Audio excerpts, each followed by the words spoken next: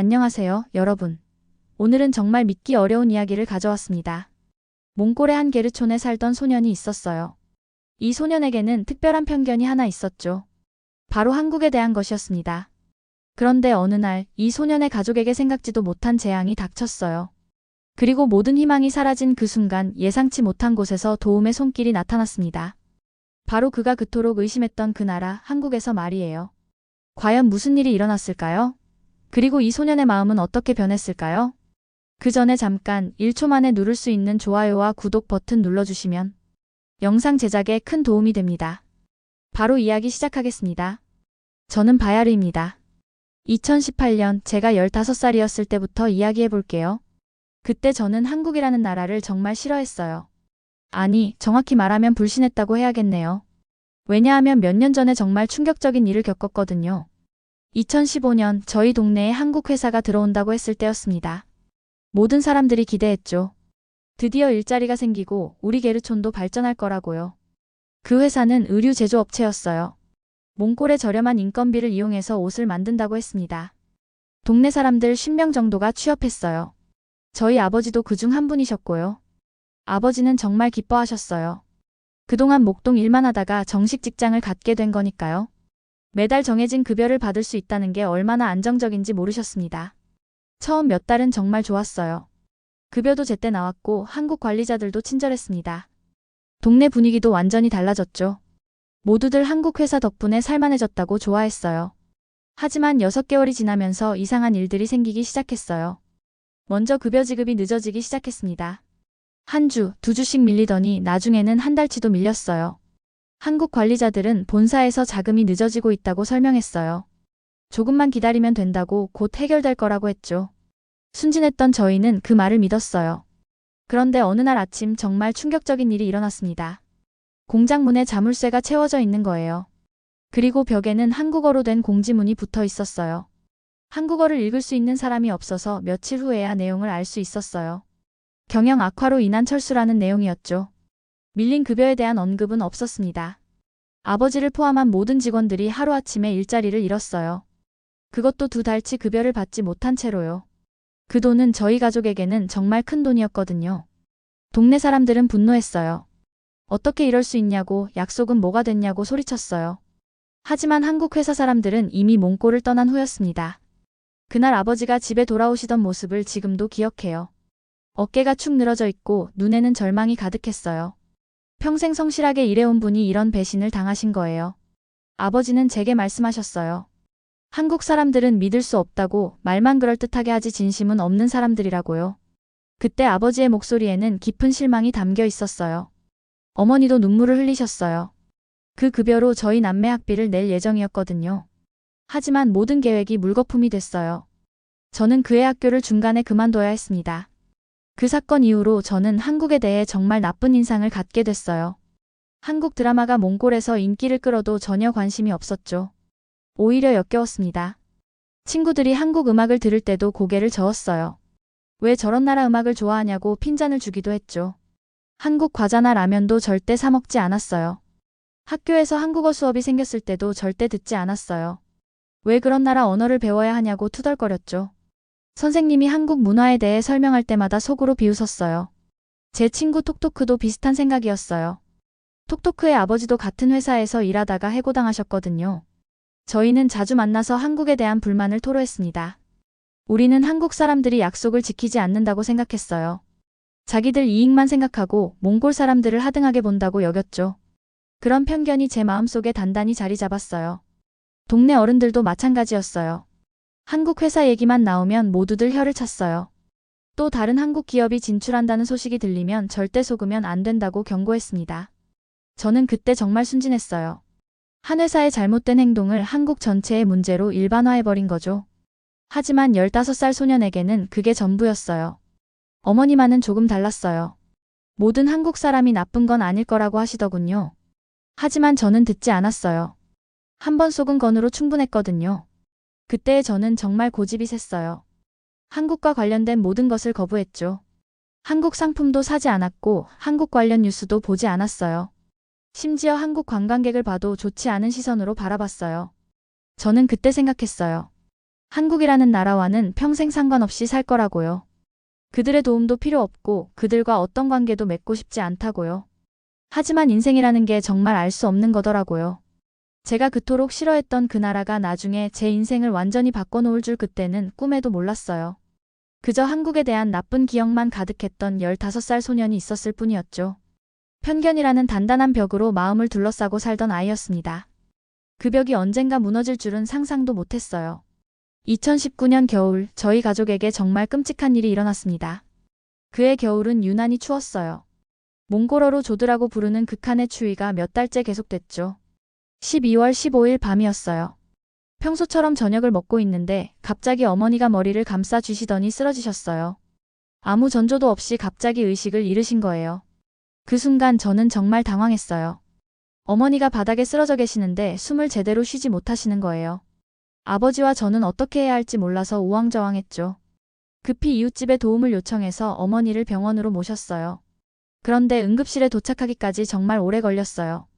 울란바토르까지 차로 2시간이나 걸렸거든요. 병원에 도착했을 때 어머니의 상태는 더욱 심각해져 있었어요. 의식은 완전히 잃으셨고 호흡도 불안정하셨어요. 응급실 의사 선생님이 급히 검사를 하시더군요. 컴퓨터 단층 촬영 결과가 나왔을 때 의사 선생님의 표정이 정말 심각했어요. 어머니가 뇌출혈로 쓰러지셨다고 상당히 심각한 상태라고 말씀하시더군요. 하지만 더 충격적인 소식이 기다리고 있었어요. 몽골에서는 이런 고난도 뇌수술을 할 수 없다는 거였어요. 장비도 부족하고 이런 수술을 할 수 있는 전문의도 없다고 하시더군요. 의사 선생님은 심각한 표정으로 말씀하셨어요. 해외로 나가야 한다고 하지만 시간이 별로 없다고 하셨어요. 72시간 내에 수술하지 않으면 정말 위험하다고요. 그날 밤 저는 잠을 한숨도 잘 수 없었어요. 어머니는 중환자실에 누워 계시고 아버지는 복도에서 계속 울고 계셨어요. 저도 눈물이 멈추지 않았죠. 어머니의 모습을 보니 정말 가슴이 찢어질 것 같았어요. 평소에 그렇게 건강하시던 분이 갑자기 이렇게 되시다니. 호흡기에 의존해서 겨우 숨을 쉬고 계시는 모습이 너무 안쓰러웠어요. 다음 날 아침 아버지와 함께 해외 병원들에 연락하기 시작했어요. 중국, 러시아, 인도 등 갈 수 있는 모든 곳에 문의했죠. 하지만 답변은 모두 비슷했어요. 베이징의 한 대형 병원에서는 수술비만 8만 달러가 넘는다고 했어요. 저희 가족이 평생 벌어도 모을 수 없는 돈이었죠. 게다가 선납을 해야 한다고 하더군요. 러시아 모스크바의 병원은 비용은 조금 저렴했지만 당장 병상이 없다고 했어요. 최소 일주일은 기다려야 한다고 하는데 어머니에게는 그런 시간이 없었어요. 인도의 병원들도 마찬가지였어요. 비자 문제, 언어 문제, 그리고 무엇보다 막대한 비용 문제가 있었죠. 저희에게는 모든 게 불가능해 보였어요. 아버지는 친척들에게 돈을 빌리려고 뛰어다니셨어요. 하지만 모두들 형편이 어려웠죠. 겨우 몇백 달러씩 모아주는 게 전부였어요. 8만 달러가 필요한데 2천 달러도 모으기 어려운 상황이었어요. 저는 정말 무력했어요. 16살 소년이 할 수 있는 게 뭐가 있겠어요? 그저 어머니 곁에서 손을 잡고 기도하는 것밖에는요. 어머니 손이 점점 차가워지는 게 느껴졌어요. 둘째 날 저녁 어머니의 상태가 더 악화됐어요. 의식이 더 흐려지시고 호흡도 더욱 불안정해지셨어요. 의사 선생님은 24시간을 넘기기 어려울 수도 있다고 하셨어요. 그 말을 들었을 때 정말 세상이 무너지는 것 같았어요. 어머니를 잃을 수도 있다니. 아직 할 말도 해드릴 일도 너무 많은데 이렇게 보내드려야 한다니. 그날 밤 저는 병원 복도에 혼자 앉아 있었어요. 다른 환자 가족들도 비슷한 심정인 것 같았어요. 모두들 절망적인 표정으로 앉아 있었죠. 톡토크가 저녁에 병원에 찾아왔어요. 저를 위로해 주려고 왔는데 정작 저는 위로받을 마음의 여유가 없었어요. 모든 게 현실 같지 않았거든요. 그때 정말 하나님도 원망했어요. 왜 착한 우리 어머니에게 이런 시련을 주시는 거냐고요. 어머니는 평생 나쁜 일 한 번 안 하시고 사셨는데 왜 이런 고통을 받아야 하는 거냐고요. 간호사분들은 친절하게 대해주셨지만 그분들도 할 수 있는 게 한계가 있었어요. 몽골의 의료시설로는 정말 어려운 수술이라고 하시더군요. 셋째 날 새벽 정말 절망적인 순간이었어요. 어머니의 혈압이 계속 떨어지고 있었고 뇌압도 계속 올라가고 있었어요. 의사 선생님은 이제 정말 시간이 얼마 남지 않았다고 하셨어요. 어떻게 해야 할지 모르겠더라고요. 돈도 없고 갈 곳도 없고 시간도 없고 모든 희망이 사라져가는 것 같았어요. 셋째 날 오전 저희는 정말 마지막 희망을 걸고 이곳저곳에 도움을 요청했습니다. 몽골 정부 관련 기관에도 연락했고 국제의료지원 단체에도 연락했어요. 보건부에 전화했을 때 담당자는 안타까워하면서도 현실적인 이야기를 해주셨어요. 정부 차원의 의료비 지원은 있지만 절차가 복잡하고 승인까지 최소 2주가 걸린다고 하더군요. 유니세프 몽골 사무소에도 연락해봤어요. 하지만 그곳도 마찬가지였어요. 긴급 의료 지원은 주로 전염병이나 대규모 재해 상황에서만 이루어진다고 하시더군요. 적십자사에서는 조금 더 희망적인 답변을 주셨어요. 해외 치료비 지원 프로그램이 있다고 하시더군요. 하지만 심사 과정이 있고 결과가 나오려면 최소 10일은 걸린다고 했어요. 10일이라니요? 어머니에게는 그런 시간이 없었어요. 의사 선생님은 하루하루가 위험하다고 하셨거든요. 시간이 지날수록 뇌 손상이 더 심해진다고 하셨어요. 미국 대사관에도 연락해봤어요. 혹시 의료 지원이나 비자 발급을 빨리 해줄 수 있는지 물어봤죠. 하지만 담당자는 냉정하게 말하더군요. 그런 개별 지원은 하지 않는다고요. 유럽연합 대표부에서도 비슷한 답변이었어요. 인도적 지원 프로그램은 있지만 개인이 아닌 단체나 정부 차원에서만 신청할 수 있다고 하더군요. 일본 영사관에서는 친절하게 설명해 주셨지만 결과는 같았어요. 의료 관광 프로그램은 있지만 응급 상황에는 적용되지 않는다고 하더군요. 모든 게 평상시를 기준으로 만들어진 제도들이었어요.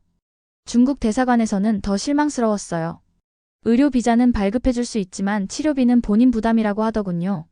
게다가 중국 병원들은 선납금 없이는 절대 치료를 시작하지 않는다고 했어요. 러시아 쪽에서는 더 화가 났어요. 담당자가 정말 무성의하게 대답하더군요. 몽골 환자는 우선순위가 낮다고 하면서 최소 2주는 기다려야 한다고 했어요. 인도의 한 병원에서는 조금 더 저렴한 견적을 주었지만 여전히 4만 달러가 넘었어요. 그리고 무엇보다 언어 소통 문제가 걱정됐어요. 수술 과정에서 의사소통이 안 되면 어떡하죠? 그날 오후 정말 절망적인 일이 또 일어났어요. 어머니의 뇌압이 급격히 올라가면서 추가적인 뇌손상이 진행되고 있다고 하더군요. 시간이 지날수록 설사 수술이 성공해도 후유증이 심해질 수 있다고 했어요. 의사 선생님은 정말 안타까운 표정으로 말씀하셨어요. 몽골에도 훌륭한 의사들이 있지만 이런 복잡한 뇌혈관 수술을 할 수 있는 장비가 없다고요. 정말 답답한 현실이었어요. 아버지는 그날 오후부터 완전히 무너지셨어요. 복도 바닥에 주저앉아서 울부짖으셨어요. 20회를 함께 산 아내를 이렇게 보낼 수는 없다고 자신이 무능해서 미안하다고 하셨어요. 저도 정말 화가 났어요. 돈이 없다는 이유로 사람이 죽어가는 걸 그냥 지켜봐야 한다니. 이게 정말 말이 되나요? 의료기술은 발달했는데 왜 우리는 그 혜택을 받을 수 없는 거죠? 친척들도 더 이상 도울 방법이 없다고 했어요. 이미 빌릴 수 있는 돈은 다 빌렸다고 미안하다고만 하더군요. 모두들 살기가 힘든 건 마찬가지였어요. 동네 사람들이 성금을 모아주셨지만 턱없이 부족했어요. 착한 마음들이 모여도 3,000달러가 고작이었어요. 수만 달러가 필요한데 3,000달러로 뭘 할 수 있겠어요? 톡토크와 학교 친구들도 자기들 용돈을 모아서 가져다 줬어요. 정말 고마운 마음이었지만 현실적으로는 아무 소용이 없었어요. 마음만 받고 돌려보낼 수밖에 없었죠. 그날 저녁 저는 혼자 병원 옥상에 올라갔어요. 울란바토르의 야경을 보면서 정말 많은 생각을 했어요. 이 넓은 도시에, 이 넓은 세상에 우리를 도와줄 사람은 정말 아무도 없는 걸까요? 하늘을 보면서 정말 간절히 기도했어요. 하나님, 부처님, 누구든 좋으니까 어머니를 살려달라고요. 제가 뭘 해야 하는지 알려달라고요. 하지만 하늘은 조용했어요. 차가운 겨울바람만 불어올 뿐이었어요. 별들은 반짝이고 있었지만 저에게는 아무런 희망도 주지 않는 것 같았어요. 병실로 돌아왔을 때 어머니의 상태는 더욱 악화되어 있었어요. 인공호흡기의 소리만 규칙적으로 들리고 있었어요. 어머니의 얼굴은 점점 창백해지고 계셨어요. 간호사분이 와서 조용히 말씀하시더군요. 뇌압이 계속 올라가고 있다고, 이대로 가면 정말 위험하다고 하셨어요.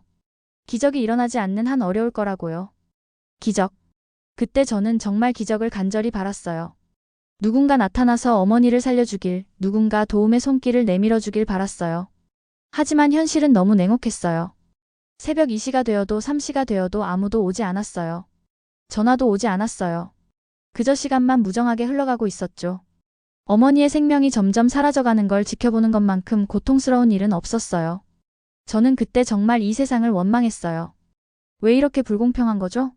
돈 있는 사람들은 최고의 치료를 받는데 우리 같은 사람들은 그냥 죽으라는 건가요? 새벽 4시, 저는 복도 의자에서 잠시 눈을 감았어요. 지친 몸과 마음으로는 더 이상 버틸 수가 없었어요. 모든 것을 포기하고 싶었습니다. 새벽 4시 30분쯤이었습니다. 저는 복도 의자에서 얕은 잠에 빠져 있었는데 갑자기 간호사분이 뛰어오시더군요. 급한 전화가 왔다고 빨리 받아보라고 하셨어요. 전화를 받았을 때 정말 깜짝 놀랐어요. 유창한 몽골어를 구사하는 분이었는데 자신을 몽골 한인의 의료지원팀 김철수라고 소개하시더군요. 그분은 설명해 주셨어요. 몽골에 거주하는 한국인들이 만든 의료지원 네트워크가 있다고 하시더군요. 어머니의 상황을 들었다고 지금 당장 도와드릴 수 있다고 하셨어요.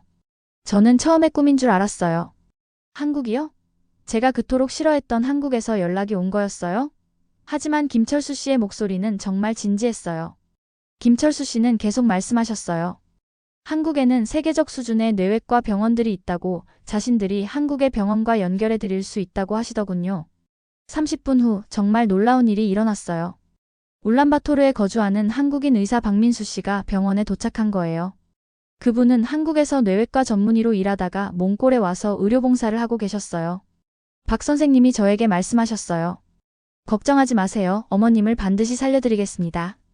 한국에는 이런 수술을 전문으로 하는 훌륭한 병원들이 많아요. 그 순간 저는 정말 충격을 받았어요. 제가 가졌던 한국에 대한 편견이 한순간에 흔들리는 느낌이었어요. 이분들은 아무 대가도 바라지 않고 저희를 도우려 하고 계시는 거였어요. 박 선생님은 즉시 어머니를 검진하기 시작했어요. 한국에서 가져온 포터블 장비로 정밀 검사를 해주셨어요. 몽골에서는 볼 수 없었던 최신 장비들이었거든요. 검진 후 박 선생님이 자신 있게 말씀하셨어요. 수술 가능합니다. 한국의 삼성서울병원에서 치료받으면 완치 가능성이 90% 이상입니다. 그때부터 모든 게 빛의 속도로 진행됐어요. 한국 한인회에서 항공료를 지원해 주시고 병원비도 일부 후원해 주신다고 하시더군요. 무엇보다 삼성서울병원에서 최고의 뇌외과 전문의가 대기하고 있다고 했어요. 아버지는 믿을 수 없다는 표정이셨어요. 몇 시간 전만 해도 절망에 빠져 있었는데 갑자기 이런 기적 같은 일이 일어나다니요. 정말 무료로 도와주시는 거냐고 아버지가 걱정스럽게 물어보셨어요. 박 선생님은 미소를 지으시며 답하셨어요. 한국과 몽골은 오랜 친구 관계입니다. 어려운 이웃을 돕는 건 당연한 일이죠. 김철수 씨도 와서 설명해 주셨어요. 몽골 한인회에서는 이런 응급 의료 지원을 정기적으로 하고 있다고요. 한국 정부와 기업들의 후원을 받아서 운영한다고 하시더군요. 의료진들의 모습을 보니 정말 감동적이었어요. 박 선생님과 함께 온 간호사분들도 모두 진심으로 어머니를 걱정해 주시고 최선을 다해 치료해 주시려는 마음이 느껴졌어요. 간호사분은 제게 따뜻한 차를 가져다 주시면서 말씀하셨어요. 많이 놀라셨죠? 이제 괜찮아요. 우리가 함께 있으니까 안심하세요. 그 순간 저는 눈물이 났어요. 며칠 동안 쌓였던 스트레스와 절망감이 한순간에 터져나오는 것 같았어요. 하지만 이번엔 기쁨의 눈물이었어요. 제가 그토록 편견을 가졌던 한국이 우리 가족의 생명을 구하러 온 거였어요. 조건도 없이 대가도 바라지 않고 말이에요. 정말 부끄러웠어요. 박 선생님이 설명해 주시는데 한국의 의료기술은 정말 세계 최고 수준이라고 하시더군요. 특히 뇌외과 분야에서는 미국이나 독일과 어깨를 나란히 한다고 하셨어요. 더 놀라운 건 한국 사람들의 마음이었어요. 김철수 씨는 말씀하셨어요. 저희는 몽골을 제2의 고향이라고 생각합니다. 몽골 사람들이 어려우면 당연히 도와야 한다고 생각해요. 준비하는 과정도 정말 체계적이었어요. 의료진이 어머니의 상태를 안정화시키고 한편으로는 한국행 항공편을 준비하고 병원 예약까지 모든 걸 동시에 진행하시더군요. 박 선생님은 제게 말씀하셨어요. 한국에 가면 정말 놀랄 겁니다. 의료시설이나 의료진의 수준이 상상을 초월해요. 그리고 무엇보다 환자를 대하는 마음이 따뜻해요. 몇 시간 만에 모든 준비가 완료됐어요. 어머니를 안전하게 이송할 수 있는 의료진도 함께 가고 한국에서는 이미 수술 준비가 완료되었다고 하더군요. 출발하기 전에 박 선생님이 저에게 특별한 이야기를 해주셨어요. 한국에도 과거에 어려운 시절이 있었습니다. 그때 다른 나라들의 도움을 많이 받았어요. 이제 한국이 도움을 줄 차례라고 생각합니다. 라고 하시면서 특히 몽골은 역사적으로 한국과 깊은 인연이 있는 나라예요. 공항으로 가는 길에서 저는 정말 많은 생각을 했어요. 제가 한국에 대해 가졌던 편견이 얼마나 잘못된 건지 깨닫기 시작했어요. 진짜 한국은 제가 생각했던 것과 완전히 달랐어요.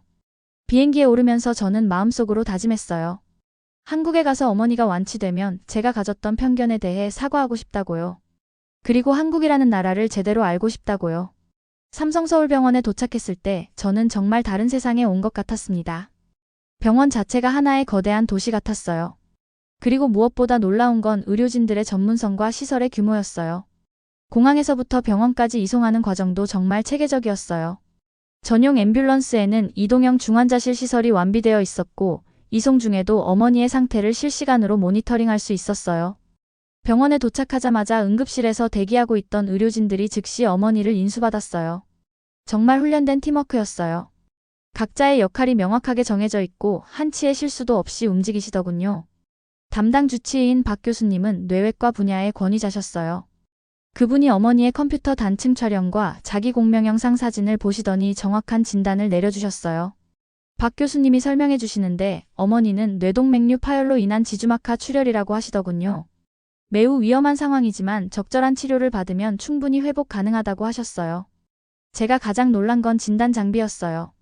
3테슬라 자기 공명 영상, 128채널 컴퓨터 단층 촬영, 그리고 실시간 뇌혈관 조영술 장비까지.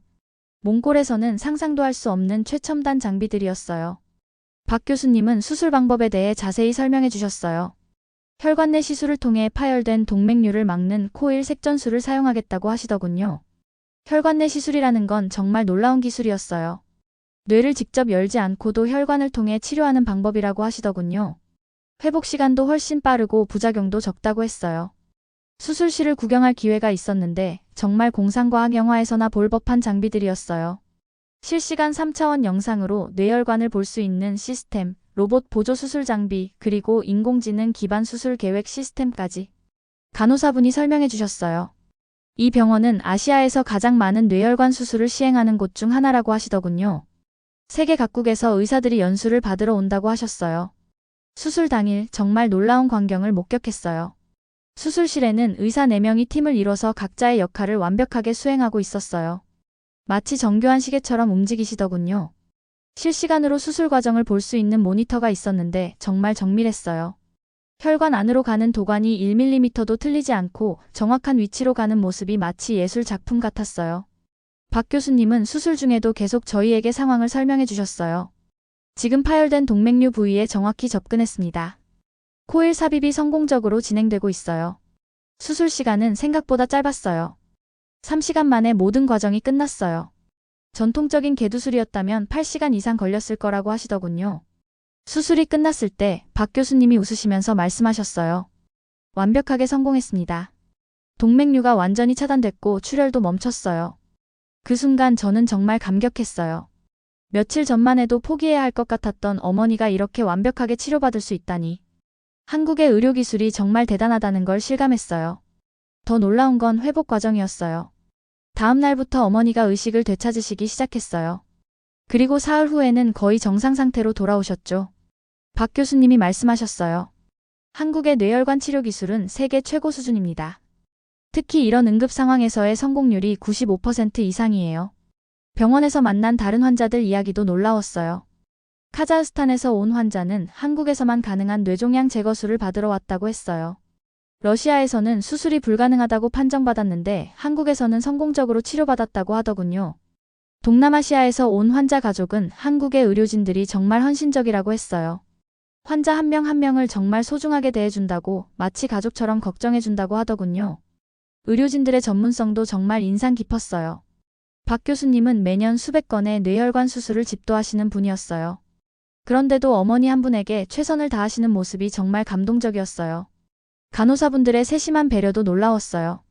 어머니가 몽골어밖에 못하신다는 걸 알고 몽골어가 가능한 직원을 배치해 주셨어요. 덕분에 어머니가 편안하게 치료받을 수 있었어요. 재활치료 과정도 체계적이었어요. 물리치료사, 언어치료사, 작업치료사가 팀을 이뤄서 어머니의 회복을 도와주셨어요. 각 분야의 전문가들이 협력하는 모습이 인상적이었어요. 한국의 의료진들을 보면서 정말 존경심이 생겼어요. 이분들은 단순히 직업으로 일하는 게 아니라 진정한 사명감을 갖고 계시더군요. 환자의 생명을 구하는 게 최고의 보람이라고 하시더군요. 의료 장비뿐만 아니라 병원 시스템도 정말 효율적이었어요. 예약부터 진료, 수술, 회복까지 모든 과정이 디지털화되어 있고 환자 정보가 실시간으로 공유되더군요. 한국의 의료진들은 정말 국제적이었어요. 다양한 나라에서 온 환자들을 위해 통역 서비스는 물론이고 각국의 문화를 이해하려고 노력하시더군요. 가장 인상 깊었던 건 의료진들의 열정이었어요. 새로운 기술을 배우고 더 나은 치료법을 연구하는 모습을 보면서 한국 의료가 왜 세계 최고 수준인지 알 수 있었어요. 어머니가 완전히 회복되셨을 때 저는 한국에 대한 제 생각이 180도 바뀌었다는 걸 깨달았습니다. 그동안 제가 얼마나 편견에 사로잡혀 있었는지 정말 부끄러웠어요. 병원에서 퇴원하는 날 박 교수님이 저를 따로 부르셨어요. 한국에 대해 어떻게 생각하냐고 물어보시더군요. 저는 솔직하게 말씀드렸어요. 처음에는 한국을 정말 싫어했습니다. 하지만 이번 일로 완전히 생각이 바뀌었어요. 박 교수님은 웃으시면서 말씀하셨어요. 그럴 수밖에 없었을 겁니다. 하지만 이제 알았을 거예요. 한국은 이웃을 돕는 걸 당연하게 생각하는 나라라는 걸요. 의료비 정산을 할 때 정말 놀랐어요. 수술비, 입원비, 약값까지 합치면 5만 달러가 넘는 비용이었어요. 그런데 한국한인회와 여러 후원단체에서 대부분을 지원해 주셨어요. 저희가 부담해야 할 금액은 1만 달러 정도였는데 그것도 무이자로 10년 분할 상환이 가능하다고 하시더군요. 정말 믿을 수 없는 조건이었어요. 더 놀라운 건 그뿐만이 아니었어요. 한국의 의료진들이 어머니의 지속적인 관리를 위해 몽골 현지 병원과 협력 체계를 구축해 주셨어요. 한국 체류 기간 동안 정말 많은 친절을 경험했어요. 병원 직원들은 물론이고 길에서 만난 일반 시민들까지 모두 친절하게 도와주셨어요. 한 번은 지하철에서 길을 잃었을 때 한 대학생이 영어와 몽골어를 섞어가며 직접 목적지까지 데려다 주셨어요. 외국인인 저를 위해 30분이나 우회해서 가셨는데 당연한 일이라고 하시더군요. 식당에서도 놀라운 경험을 했어요. 저희가 몽골에서 왔다고 하니 사장님이 특별히 음식을 더 주셨어요. 몽골과 한국은 친구 나라니까 당연하다고 하시면서요. 한국의 기술력도 정말 놀라웠어요. 병원에서만 본 게 아니라 일상생활 곳곳에서 첨단 기술을 볼 수 있었어요. 지하철에서는 실시간으로 열차 위치를 알려주고 스마트폰 하나로 모든 결제가 가능했어요. 심지어 길 안내부터 번역까지 인공지능이 도와주더군요. 한국은 정말 미래를 살고 있는 나라구나 싶었어요. 5세대 네트워크, 스마트 시티 시스템, 무인 매장까지. 모든 게 너무 앞서 있었어요. 한국 청년들과 이야기할 기회도 있었어요. 병원에서 만난 자원봉사자들이었는데 정말 열정적이고 친절했어요. 저희는 세계 여러 나라 사람들과 친구가 되고 싶습니다. 라고 한 대학생이 말하더군요. 특히 몽골은 우리와 역사적으로 깊은 인연이 있어요. 그들과 이야기하면서 한국 젊은이들의 글로벌 마인드에 정말 감탄했어요. 편견 없이 다른 문화를 받아들이려는 자세가 너무 멋있었어요. 한국 음식도 처음 제대로 맛봤어요. 김치, 불고기, 비빔밥, 삼겹살 모든 게 정말 맛있었어요. 그리고 건강에도 좋다고 하더군요. 우리 한식은 발효 음식이 많아서 몸에 정말 좋습니다. 라고 식당 사장님이 자랑스럽게 말씀하시더군요. 실제로 한국 사람들의 평균 수명이 길고 건강한 이유 중 하나라고 했어요. 한국 문화도 직접 체험해봤어요. 한복을 입어보기도 하고 전통차를 마셔보기도 했어요. 모든 게 새롭고 흥미로웠어요. 한국 사람들이 얼마나 자기 나라를 사랑하는지도 느낄 수 있었어요. 하지만 그 사랑이 다른 나라를 배척하는 게 아니라 함께 발전하려는 마음이더군요. 한국이 잘 되려면 이웃 나라들도 함께 잘 되어야 합니다. 라고 한 분이 말씀하시더군요. 정말 멋진 생각이라고 생각했어요. 한국의 역사도 배울 기회가 있었어요. 한국도 과거에 정말 가난하고 어려운 시절이 있었다는 걸 알게 됐어요. 그런데 불과 50년 만에 이렇게 발전한 거라고 하더군요. 그 발전의 원동력이 바로 교육과 기술, 그리고 서로 돕는 정신이었다고 하셨어요. 특히 어려운 사람을 돕는 문화가 한국 발전의 밑바탕이 됐다고 하시더군요. 한국 사람들의 일에 대한 열정도 정말 인상 깊었어요. 의료진들뿐만 아니라 모든 분야에서 최선을 다하려는 모습이 보였어요. 완벽을 추구하는 문화라고 할까요? 조그만 일도 대충 하지 않고 정성껏 하시더군요. 그래서 한국 제품들의 품질이 좋은 거구나 싶었어요. 한국의 정보통신 기술도 정말 놀라웠어요. 모든 것이 디지털화되어 있고 효율적으로 시스템화되어 있었어요. 병원 예약부터 진료, 수납까지 모든 게 자동화되어 있더군요. 가장 감동적이었던 건 한국 사람들의 마음이었어요. 진심으로 다른 사람을 걱정해주는 마음, 어려운 사람을 보면 그냥 지나치지 못하는 마음이 정말 아름다웠어요. 한국에서의 경험을 통해 저는 편견이 얼마나 무서운 건지 깨달았어요. 하나의 나쁜 경험이 전체를 판단하는 기준이 되어서는 안 된다는 걸 배웠습니다. 퇴원을 며칠 앞둔 어느 날 정말 특별한 만남이 있었습니다. 한국보건복지부에서 파견 나온 김영호 과장님이 직접 병원을 방문하신 거예요. 김 과장님은 저와 아버지를 따로 만나자고 하셨어요. 그리고 한국이 왜 이런 의료 지원을 하는지 그 철학에 대해 설명해 주셨어요. 한국이 이런 지원을 하는 이유를 알고 싶나요? 김 과장님이 물어보셨어요. 저는 정말 궁금했어요. 왜 한국은 조건 없이 이렇게 도와주는 걸까요? 김 과장님은 차근차근 설명해 주셨어요. 한국도 과거에 어려운 시절이 있었습니다. 그때 다른 나라들의 도움을 받았어요. 1950년대 한국전쟁 때는 유엔군의 도움을 받았고 1960년대부터 70년대 경제발전 과정에서도 많은 나라들이 도와줬어요. 이제 한국이 도움을 줄 차례라고 생각합니다. 라고 하시면서 특히 아시아 이웃 나라들과는 더욱 긴밀하게 협력해야 한다고 생각해요. 김 과장님은 한국 사람들은 정의라는 것을 중요하게 생각한다고 설명해 주셨어요. 인간적인 따뜻함, 서로 돕는 마음이죠. 특히 어려운 이웃을 보면 그냥 지나칠 수 없는 마음이 한국 사람들에게는 자연스럽습니다. 그 말씀을 들으니 정말 감동됐어요. 한국 사람들의 마음속 깊은 철학을 알 수 있었거든요. 단순히 부자 나라여서 도와주는 게 아니라 진정한 가치관에서 우러나오는 행동이었어요. 그리고 한국은 상생을 추구한다고 하셨어요. 혼자만 잘 사는 게 아니라 함께 발전하는 거예요. 몽골이 발전해야 한국도 더 잘 될 수 있습니다. 김 과장님은 계속 말씀하셨어요. 의료는 인류 공통의 자산입니다. 한국이 가진 좋은 의료 기술을 혼자만 갖고 있으면 안 되죠. 필요한 사람들과 나눠야 하는 게 맞아요. 그때 저는 정말 깨달았어요. 한국이 단순히 경제적 여유가 있어서 도와주는 게 아니라는 걸요. 깊은 철학과 가치관이 있는 거였어요. 바야르 군도 나중에 기회가 되면 한국에서 공부해보는 게 어떻겠어요? 김 과장님이 제안하셨어요. 한국에는 훌륭한 교육 프로그램들이 많습니다. 한국어를 배우면 더 많은 기회가 있을 거예요. 라고 하시면서 나중에는 몽골과 한국을 잇는 일을 할 수도 있어요. 그런 인재를 한국이 정말 필요로 합니다. 그날 저는 정말 많은 생각을 했어요. 한국에서 공부한다면 어떨까? 한국어를 배워서 두 나라를 잇는 일을 한다면 어떨까? 병원의 국제협력팀 이수진 팀장님도 와서 말씀해 주셨어요. 이 병원에서는 매년 몽골 의대생들을 초청해서 연수 프로그램을 운영합니다. 관심 있으면 지원해보세요. 정말 꿈같은 이야기였어요. 의사가 되어서 어머니를 살려준 것처럼 다른 사람들도 도울 수 있다면 얼마나 좋을까요? 그런 일을 할 수 있는 기회가 한국에 있다니. 한국의 대학생 자원봉사자들과도 깊은 이야기를 나눴어요. 그들의 꿈과 열정을 들으면서 정말 자극을 받았어요. 저는 나중에 개발도상국에서 의료봉사를 하고 싶습니다. 라고 한 의대생이 말하더군요. 한국이 받은 도움을 다른 나라에도 전하고 싶어요. 그 말을 들으니 정말 멋있다고 생각했어요. 자기만 생각하는 게 아니라 전 세계를 생각하는 거였어요. 이런 젊은이들이 있어서 한국이 이렇게 발전한 거구나 싶었어요. 한국에서의 마지막 주에는 여러 곳을 구경할 기회도 있었어요. 경복궁에서는 한국의 오랜 역사를 느낄 수 있었고 강남에서는 현대적인 모습을 볼 수 있었어요. 가장 인상 깊었던 곳은 전쟁기념관이었어요. 한국이 겪었던 어려운 역사를 보면서 왜 이 나라가 평화를 소중히 여기는지 알 수 있었어요. 우리는 전쟁의 아픔을 알기 때문에 다른 나라 사람들의 고통을 이해합니다. 라고 가이드분이 설명해 주셨어요. 그래서 어려운 사람들을 보면 도와주고 싶은 마음이 자연스럽게 생겨요. 한국의 급속한 발전사도 배울 수 있었어요. 1960년대에는 몽골보다도 가난했던 나라가 어떻게 이렇게 발전할 수 있었을까요? 그 비결이 바로 교육과 기술, 그리고 서로 돕는 정신이었다고 하더군요. 한국 사람들의 교육열도 정말 대단했어요. 부모들이 자식 교육을 위해서라면 모든 것을 희생한다고 하더군요. 그래서 한국이 이렇게 짧은 시간에 발전할 수 있었다고 했어요. 기술에 대한 투자도 엄청났어요. 연구개발에 국내 총생산의 4% 이상을 투자한다고 하더군요. 그래서 삼성, LG, 현대 같은 세계적인 기업들이 나올 수 있었다고 했어요.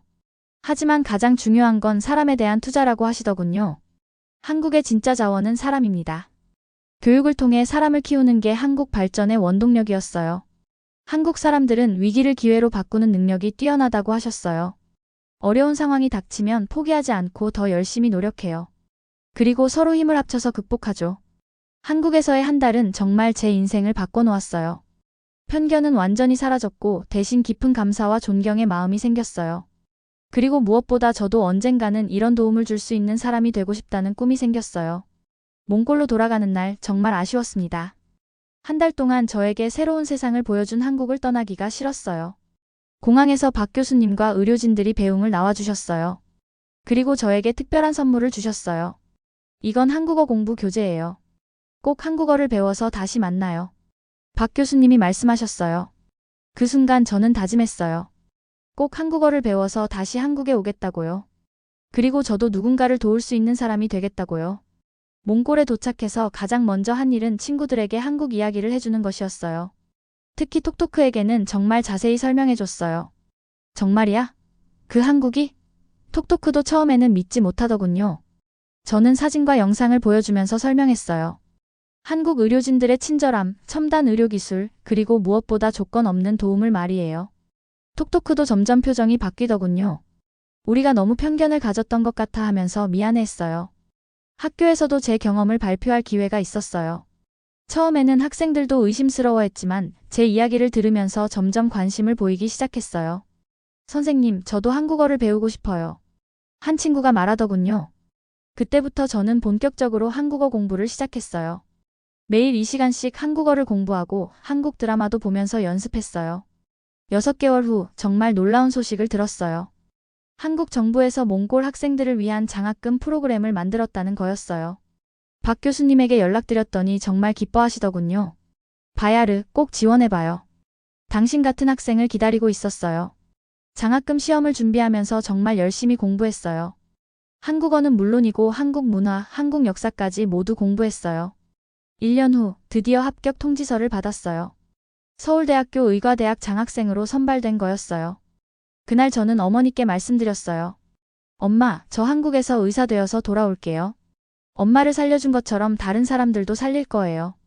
어머니는 눈물을 흘리시면서 말씀하셨어요. 한국이 우리 가족에게 새 생명을 준 것 같아. 네가 훌륭한 의사가 되어서 그 은혜를 갚았으면 좋겠어. 지금 저는 서울대 의대 3학년에 재학 중입니다. 한국어도 유창해졌고 한국 친구들도 많이 사귀었어요. 방학 때마다 몽골에 돌아가서 한국에 대한 올바른 정보를 알려주고 있어요. 제 경험을 통해 많은 몽골 젊은이들이 한국에 관심을 갖게 됐어요. 앞으로 제 꿈은 의사가 되어서 몽골에 한국식 첨단 병원을 짓는 거예요. 그래서 몽골 환자들도 한국 수준의 치료를 받을 수 있게 하고 싶어요. 한국이 저에게 준 기회와 사랑을 이제 제가 다른 사람들에게 전하고 싶어요. 이게 바로 한국에서 배운 상생의 정신이니까요. 저는 또한 한국과 몽골 간의 의료 교류를 활성화하는 일도 하고 싶어요. 한국의 의료진들이 몽골에 와서 기술을 전수해주고 몽골 의료진들이 한국에서 연수받을 수 있는 프로그램을 만들고 싶어요. 제가 받은 도움이 저에게서 끝나는 게 아니라 계속해서 다른 사람들에게 전해졌으면 좋겠어요. 그래서 몽골과 한국이 진정한 친구가 되었으면 해요. 편견이라는 건 정말 무서운 거라고 생각해요. 저도 처음에는 한국에 대해 완전히 잘못 생각하고 있었거든요. 하지만 직접 경험해보니 진실은 완전히 달랐어요. 한국 사람들의 따뜻한 마음, 뛰어난 기술력, 그리고 이웃을 돕는 아름다운 정신을 배웠어요. 이제 저도 그런 사람이 되고 싶어요. 한국과 몽골이 더욱 가까워지는 미래를 꿈꾸면서 저는 오늘도 열심히 공부하고 있어요. 언젠가는 두 나라를 잇는 훌륭한 의사가 되겠다는 꿈을 안고 말이에요. 제 이야기가 다른 사람들에게도 도움이 되었으면 좋겠어요. 편견을 갖지 말고 열린 마음으로 세상을 바라보셨으면 해요. 그러면 분명 더 아름다운 세상을 만날 수 있을 거라고 믿어요. 바야르의 이야기 어떠셨나요? 편견이라는 건 정말 무서운 것 같아요. 바야르도 처음에는 과거의 나쁜 경험 때문에 한국을 완전히 오해하고 있었거든요. 하지만 정말 절망적인 순간에 한국이 보여준 무조건적인 도움과 사랑이 모든 걸 바꿔놓았어요. 생명을 구하는 일에는 국경도 편견도 없다는 걸 보여줬죠. 한국의 의료진들이 보여준 전문성과 헌신, 그리고 한국 정부의 인도주의적 지원이 정말 감동적이었어요. 조건 없는 도움이야말로 진정한 우정의 시작이 아닐까요? 가장 아름다운 건 바야르가 받은 도움을 다시 다른 사람들에게 전하려고 한다는 거예요. 이런 선순환이야말로 세상을 더 따뜻하게 만드는 힘이죠. 혹시 여러분도 누군가에 대한 편견을 갖고 계시지는 않나요? 오늘 바야르의 이야기가 그런 편견을 다시 한번 생각해보는 계기가 되었으면 좋겠어요. 작은 오해가 큰 편견이 되고 작은 친절이 큰 사랑이 될 수 있어요. 우리 모두 더 열린 마음으로 세상을 바라보면 어떨까요? 오늘 이야기가 감동적이었다면 좋아요와 구독 부탁드려요. 그리고 댓글로 여러분의 생각도 들려주세요. 다음에도 더 감동적인 이야기로 찾아볼게요. 감사합니다.